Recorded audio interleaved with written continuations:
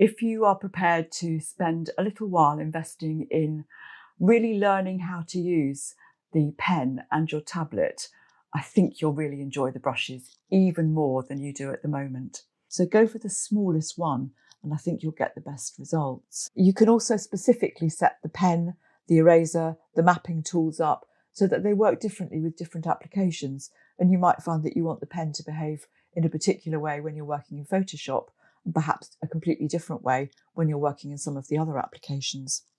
For some reason, and you'll find a lot of quite experienced pen and tablet users don't use double clicking, because you actually have to set up the distance between the pen and the tablet in order to get that to work accurately. This doesn't work when the cat jumps up on the desk, by the way. You can have all sorts of interesting situations arising. You can see that I move between the touch screen, I move between the pen, and I move between the mouse. By the way, you'd have to do some really serious pressing and stabbing in order to damage your surface of your tablet. They are actually designed to be able to take up to 4,000 different pressure levels and to be able to press really hard. Oh, wait till you see colour dynamics. You'll love that when you work with a pen.